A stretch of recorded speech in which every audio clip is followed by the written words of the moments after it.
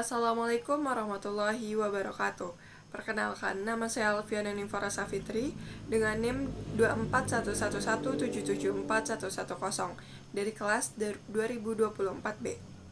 Kalau ngomongin politik, yang sering kelihatan itu ributnya, opini di mana-mana, debat di mana-mana. Padahal di tengah ramainya opini itu ada satu hal yang sering kelewat, yaitu rekam jejak. Aku pribadi ngerasa politik tuh gak cukup dinilai dari suka atau gak suka, tapi dari apa yang beneran pernah dilakukan.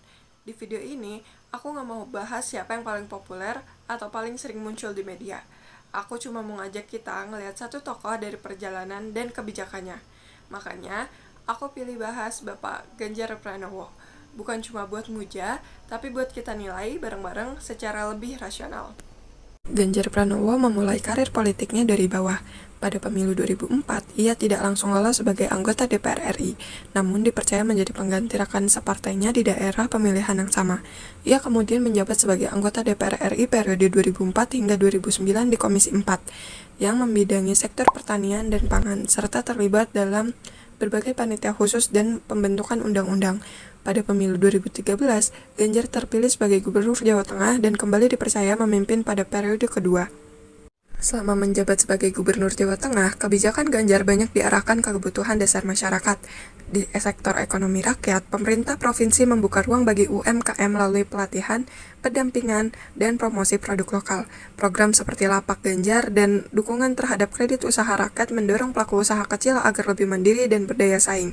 Di sektor pertanian, kebijakan difokuskan pada perlindungan petani, mulai dari kartu tani untuk distribusi pupuk subsidi, subsidi bunga, hingga asuransi usaha tani untuk mengurangi resiko gagal panen.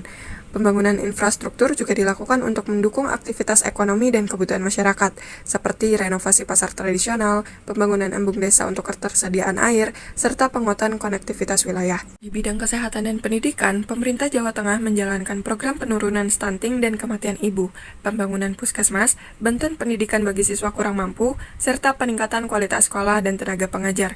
Dalam hal integritas, berdasarkan survei penilaian integritas KPK, pemerintah Provinsi Jawa Tengah memperoleh skor 78,26, tertinggi secara nasional, dan menempatkan Jawa Tengah sebagai provinsi terbaik dalam gerakan anti korupsi.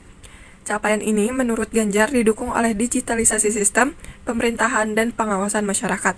Sejak awal menjabat, pembenahan sistem dan mitigasi risiko korupsi menjadi fokus utama dalam tata kelola pemerintahan. Selama masa kepemimpinannya, Jawa Tengah juga mengalami demonstrasi dan penolakan terhadap sejumlah kebijakan.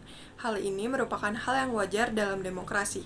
Yang membedakan, Bapak Ganjar sering memilih untuk datang langsung menemui para pendemo, berdialog, dan mendengarkan aspirasi mereka. Tidak semua persoalan langsung selesai, tetapi ruang komunikasi antara pemerintah untuk masyarakat tetap terbuka. Untuk memperluas partisipasi publik, Bapak Ganjar membuka kanal pengaduan bernama Lapor Gub. Melalui platform ini, masyarakat dapat menyampaikan keluhan terkait pelayanan publik, infrastruktur, hingga persoalan sosial. Setiap laporan tercatat dan dapat ditindaklanjuti oleh pemerintah daerah sebagai bentuk keterbukaan dalam tata kelola pemerintahan. Dari semua itu, yang menurut aku penting bukan cuma siapa tokohnya, tapi bagaimana cara kita menilai. Bapak Ganjar Pranowo punya perjalanan politik, kebijakan, dan mekanisme yang bisa dilihat dan diuji, bukan sekadar opini atau kesan di media. Sebagai Gen Z, kita hidup di era informasi, artinya kita nggak kekurangan data. Yang sering kurang justru kemauan untuk berpikir secara lebih rasional. Memilih pemimpin itu bukan soal siapa yang paling ramai dibela atau paling sering diperdebatkan, tapi soal rekam jejak, integritas, dan dampak kebijakan yang benar-benar terasa. Kalau kita mau demokrasi yang lebih sehat, semuanya dimulai dari satu hal sederhana, berani memilih dengan kepala dingin, bukan dengan emosi. Kurang lebihnya mohon maaf. Wassalamualaikum warahmatullahi wabarakatuh.